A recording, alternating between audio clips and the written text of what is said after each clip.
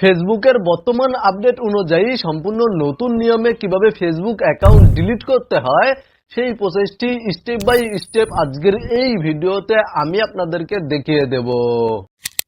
Okay viewers, alright, আপনারা আপনাদের Facebook account delete করার জন্য আপনাদের মোবাইল ফোন থেকে ফেসবুক অ্যাপ্লিকেশনটি ওপেন করে ফেসবুক অ্যাকাউন্টে চলে যাবেন এবং ফেসবুক অ্যাপ্লিকেশনটি যদি আপডেট করা না থাকে তাহলে অবশ্যই আপনাদের মোবাইল ফোনের প্লে স্টোর থেকে ফেসবুক অ্যাপ্লিকেশনটি আপডেট করে নেবেন এবং ফেসবুক অ্যাকাউন্টে যাওয়ার পরে আপনারা ওপরে থ্রি লাইনে ক্লিক করে দিবেন।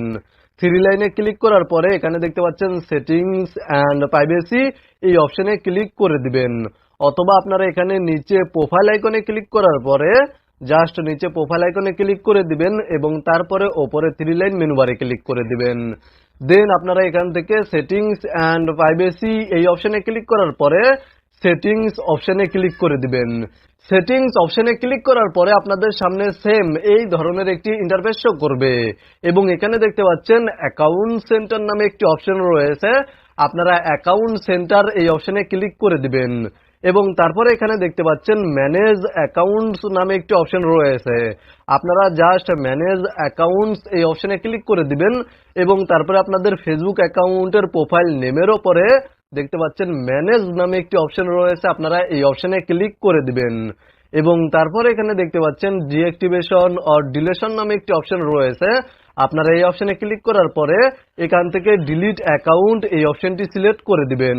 আপনারা যেহেতু আপনাদের অ্যাকাউন্ট ডিলিট করতে চাচ্ছেন সেহেতু ডিলিট অ্যাকাউন্ট এই অপশনটি সিলেক্ট করবেন এবং তারপরে নিচে কন্টিনিউ অপশনে ক্লিক করে দিবেন এবং কিছুক্ষণ অপেক্ষা করবেন।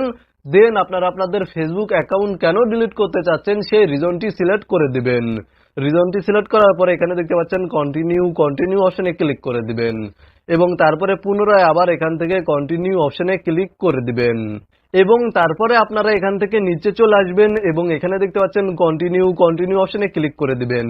কন্টিনিউ অপশনে ক্লিক করার পরে আপনাদের সামনে সেম এই ধরনের একটি ইন্টারফেস শো করবে এবং আপনারা এখানে আপনাদের ফেসবুক অ্যাকাউন্টের লগইন পাসওয়ার্ড টাইপ করে দিবেন।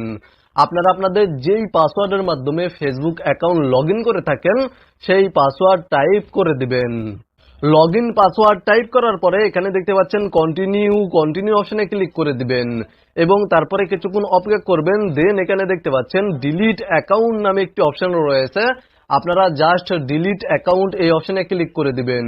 তাহলে আপনাদের ফেসবুক অ্যাকাউন্ট অটোমেটিক আপনাদের মোবাইল ফোন থেকে লগ আউট হয়ে যাবে এবং আপনাদের ফেসবুক অ্যাকাউন্ট ডিলিট হয়ে যাবে বা ডিলিটের প্রসেসে চলে যাবে।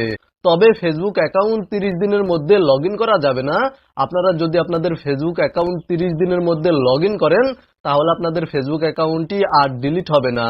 30 দিন পরে 30 দিন পর্যন্ত লগইন না করলে 30 দিন পরে অটোমেটিক পার্মানেন্টলি চিরতরে ডিলিট হয়ে যাবে। মূলত আজকের ভিডিওটি এই পর্যন্তই। ভিডিওটি দেখে উপকৃত হয়ে থাকলে অবশ্যই কমেন্টে জানাবেন।